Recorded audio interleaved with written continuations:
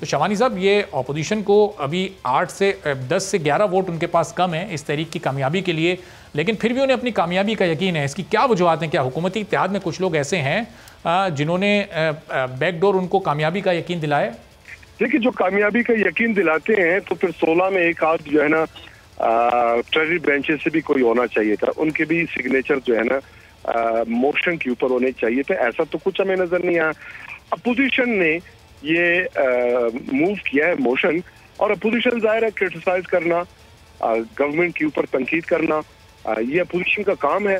बलूचिस्तान में, दीगर सूबों में, वफाक में, दुनिया में जहाँ पर पार्लिमानी सिस्टम है, उनका एहतजाज बाकी अपने शौक उन्होंने पूरी कर ली है। अगर उनको ये एक शौक है कि वो तहरीक अदम एतमाद पेश करें, उन्होंने अपना शौक पूरा किया। उनका कॉन्स्टिट्यूशनल राइट भी है, कॉन्स्टिट्यूशन में इस बात की इजाजत है कि 20% अरकान जो है वो मोशन मूव कर सकते हैं। उन्होंने मूव कर लिया है, और उनका जो दावा है वो बिल्कुल बेसलेस है, उनके साथ कोई नहीं। और जब भी वोटिंग होगा इंशाल्लाह मैं आपको याद दिलाऊंगा कि ये जो मोशन है, इनका मूव है, ये बिल्कुल डिफीट हो जाएगा। लेकिन अगर साहब खुद जाहिर है हुकूमती इत्तेहाद में शामिल कुछ लोगों को भी हुकूमत और जाम कमाल साहब पर एतराज़ात थे। अभी जून के महीने में सरदार यार मोहम्मद रेंज साहब ने इस्तीफ़ा दे दिया था अपने ओहदे से, बड़ी मुश्किल से उनको मनाकर वापस उनसे वो इस्तीफ़ा, उनको दोबारा वो कलमदान दिया गया। फिर साले भूतानी साहब वाला वाक़या भी पेश आया। तो ये तमाम लोग कॉन्फिडेंस में आप लोगों ने ले लिए हैं? यकीन है कि ये इसको आप ओवरकम कर जाएंगे? नहीं, कॉन्फिडेंस में लेने की जरूरत ही नहीं है। कॉन्फिडेंस में सरदार यार मोहम्मद रेंज साहब आप खुद बता रहे हैं कि उन्होंने चार्ज रिज्यूम कर लिया है, और वो पाकिस्तान तहरीक इंसाफ का बलूचिस्तान में पार्लिमानी सरबराह हैं। वो जाम कमाल साहब के साथ खड़े हुए हैं, उनकी जमात खड़ी हुई है। प्राइम मिनिस्टर साहब जाम कमाल साहब के सपोर्ट में हैं, तमाम कोलिशन पार्टनर सीएम साहब के सपोर्ट में हैं। तो उन्हें सीएम साहब पे एतमाद है, सीएम साहब को अपने रफाका पे, अपने कोलिशन पार्टनर्स पे एतमाद है। बाकी रही बात छोटी मोटी रिजर्वेशन, ये तो पॉलिटिक्स में डे टू डे एक बिजनेस है, लोगों के इश्यूज होते हैं। अपोजिशन जो अरकान है उनको भी अपने पार्लियामेंट्री लीडर से इश्यूज होते होंगे, रिजर्वेशन होते होंगे, लीडरशिप से होते होंगे।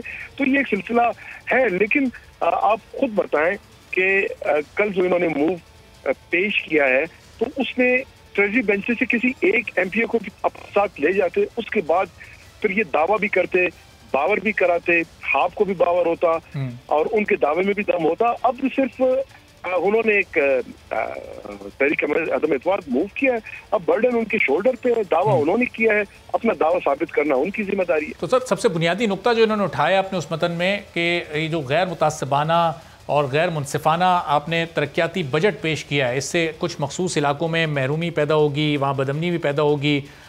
ये इस नुक्ते का क्या जवाब आप देंगे कि वाकई तरक्याती बजट पेश करते हुए क्या अपोजिशन जमातों से राय नहीं ली गई थी, उनको एतमाद में नहीं लिया गया था? अपोजिशन जमातों को बारहा कहा गया कि आप असम्बली आए और अपने तजावीज़ दें। अपोजिशन जमातें संजीदा नहीं थे, संजीदा होते तो शैडो बजट वो अपना पेश करते। एक 1 पेजर अपने प्रपोजल बजट में उन्होंने प्रोड्यूस नहीं किए। इस पे उन्होंने एहतजाज भी किया, और बाद अज़ां इस पे काफ़ी हमने टॉक शोज में सारा डेटा हमने शेयर किया। कोई एक डिस्ट्रिक्ट, एक कॉन्स्टिट्यूंसी, बलूचिस्तान के 51 कॉन्स्टिट्यूंसीज हैं, किसी एक में आप खुद आके विजिट करके बताएं कि उसमें बिलियन से कम के स्कीमात दिए गए हों। और हमने कथन ये नहीं देखा कि ये अपोजिशन का हल्का है या गवर्नमेंट या उसके कोलिशन पार्टनर्स के हल्के हैं। हमने बलूचिस्तान को देखा है, जहाँ पे स्कूल की जरूरत थी वहाँ पे हमने स्कूल दिए, जहाँ पर हॉस्पिटल की जरूरत थी हॉस्पिटल दिए, जहाँ पे पानी आबनोशी की स्कीमात की जरूरत थी वहाँ पर आबनोशी की स्कीमात दिए। और इस परफॉर्मेंस का तो खुद इंडिपेंडेंट जो ऑर्गेनाइजेशंस हैं, गैलप सर्वे का अभी जो रिपोर्ट आया है, 76% बेस्ट परफॉर्मेंस के साथ जाम कमाल साहब among all chief ministers victory stand पे टॉप पे हैं। उससे 4 दिन या 5 दिन कबल पिलडैट का एक सर्वे आया जिसमें उन्होंने परफॉर्मेंस भी मेजर किया, और साथ ही जो चीफ मिनिस्टर्स की अटेंडेंस है उसमें भी चीफ मिनिस्टर बलूचिस्तान जो है टॉप पे हैं। आप ही के प्राइवेट एक चैनल ने पिछले साल एक सर्वे कंडक्ट कराया है जिसमें 53% उन्होंने कहा कि पिछले गवर्नमेंट के मुकाबले में बहुत बेहतरी आई है लॉ एंड ऑर्डर में। 3 साल कारकर्दगी वो सीएम साहब ने असेंबली फ्लोर पे भी आपके साथ पेश किया, मैंने भी पेश किया। अब भी हम वो डिटेल आपके साथ कई टॉक शोज में मैंने शेयर किया है। पिछले दिनों जो है इस पे मैंने मीडिया टॉक किया।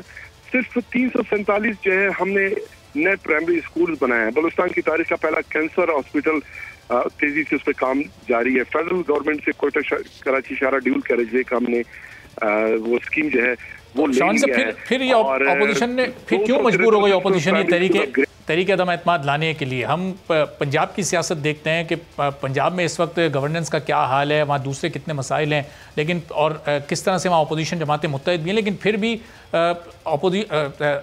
वज़ीर आला पंजाब के ख़िलाफ़ ये तरीके अदम एतमाद लाने के लिए वहाँ की बड़ी जमात नून लीग नहीं राज़ी है।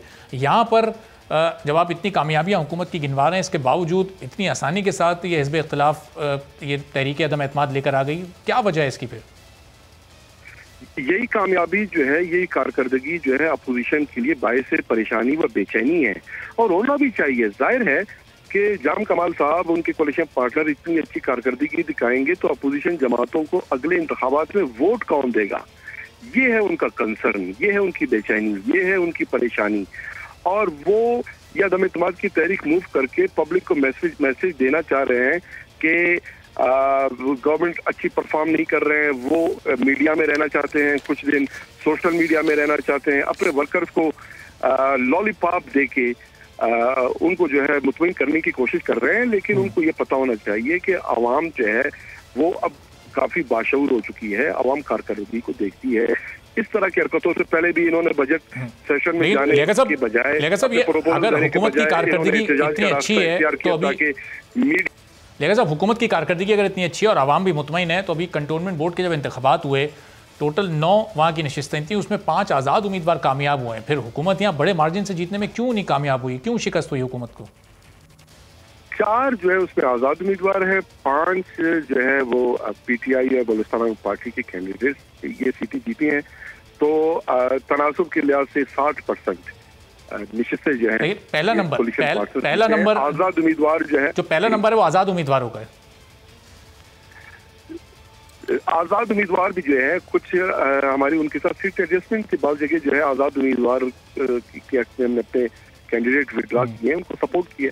सर पीटीआई तो आपकी इत्तेहादी है ना, अगर पीटीआई को आप हटाएं, सिर्फ अपनी जमात, जी अपनी जमात की बात करें तो की जमात तो एक सीट भी नहीं जीत सका ना।